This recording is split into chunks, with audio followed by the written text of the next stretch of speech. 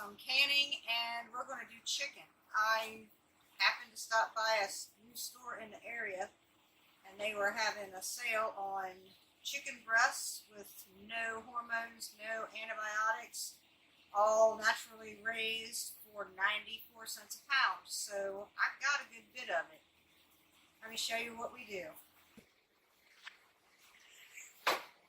First thing we're going to do is get our chicken. I'm keeping this covered because we are doing this outside.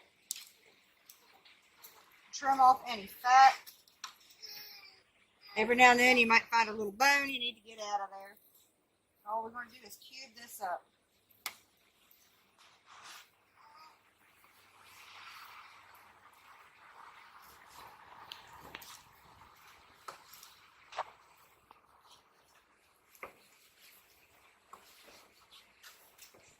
I like to do mine in pint jars. There's only 3 of us living here at home now, and a pint is plenty for dinner.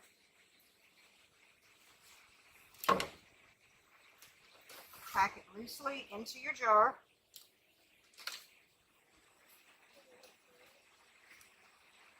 Usually one breast will fit into a jar. Next thing we're going to do, take this, I just shake it down a little bit. Alright, now what I did after I put the chicken in there, I handed it off to my daughter Sarah, who's going to put a half a teaspoon of salt in each pint jar. And then she's going to put the flat lid on and the ring.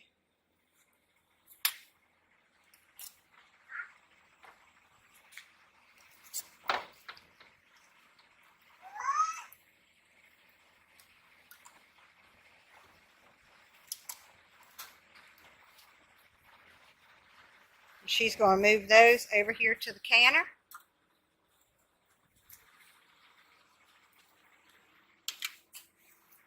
And we've got this one almost full.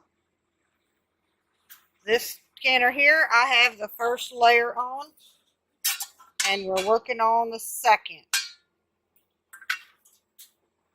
What you have to do, because all American, there's no rubber seal, so you have to put a coating of Vaseline around that rim. And you have to put a coating of Vaseline on the inside of here, right where this lip rides.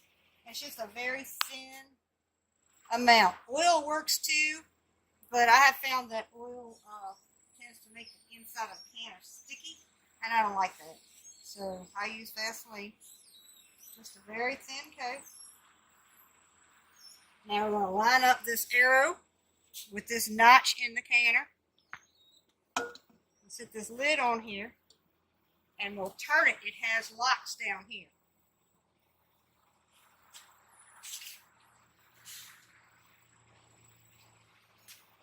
Then what you're going to do is you're going to take this and you're going to take the opposite wing nuts, bring them up, just get them barely tight so that they'll stay up there. All 6 of them.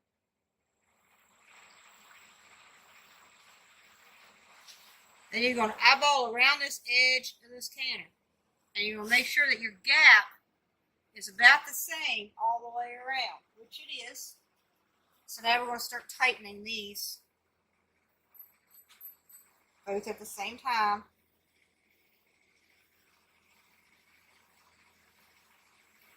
Okay, that canner's set up. I'm going to do the same to this canner here, and then we'll get it started. Okay, these pots have been lit. What we're waiting for is a steady stream of steam to come out that vent pipe. Same thing out of this one. Once that starts, we'll start timing for 7 minutes. Okay. I don't know if you can see it or not, but that is a steady stream. And this one's there. You just can't see it because of the way the backlight is. So we're going to start our timer and go 7 minutes. Okay, it's been 7 minutes of venting. At our elevation, we use 10 pounds of pressure. So Sarah is going to put that on there with the 10 down.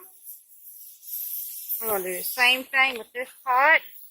As you can see, there is a 5, a 10, and a 15. We want the 10 down onto the vent. Notice she's using rubber gloves. Silicone rubber gloves, which I would highly recommend because that steam coming out of those vents will go right through a cloth pot holder and burn you. Now, when those start to jiggle, we'll set the timer for 75 minutes and let them process.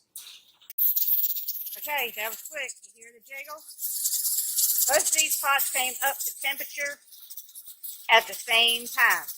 So now what I'm going to do is I'm going to turn down the heat until they jiggle about 4 times a minute and start timing for 75 minutes. Okay, we let these cook for 75 minutes and then we turned off the flame. Sorry about the light, it's dark out here. We let that go all the way to 0 to depressurize, all the way down to 0. Now what we're going to do is we're going to lift the weight and then we'll be able to open the canner. Okay, I'm going to lift that canner off. It just barely made any sound of a release, so that meant that pressure was completely all the way down. I'm going to do the same thing on this canner. Now I'm going to open them up. Okay, open that canner. Make sure you always turn the lid away from you. The contents of that is still very hot. I wish y'all could smell it right now. Smells amazing. You see that? They're still boiling. They'll still be boiling once we remove them out of there. Alright, hold that up. See that boiling? Alright, he's going to take those over here and we're going to set them out here on the table to cool. We're going to do that with all of them. Alright, there it is. It's 31 pints. What we'll do is we'll let these cool off. We'll let them all pop and seal. And then we'll take them in the house. And when we store these, we will take the outer ring off so that only the flat lid is on. That way, if one does happen to pop open, it won't reseal and get a false seal. It will be just sitting right there on top, and you'll be able to smell it and find it if it goes bad on you while it's sitting in your pantry. Okay, just brought all these into the house. As you can see, some of them are still boiling. That's how hot a pressure canner gets. That's what you want to see. And you notice this jar is not quite as full. That was the last jar that we put into the canner. And if you remember, we didn't put any liquid with this at all. All that is the juice from the chicken. It made its own juices. So we know what's in here. Chicken and salt. And that's all that is to it.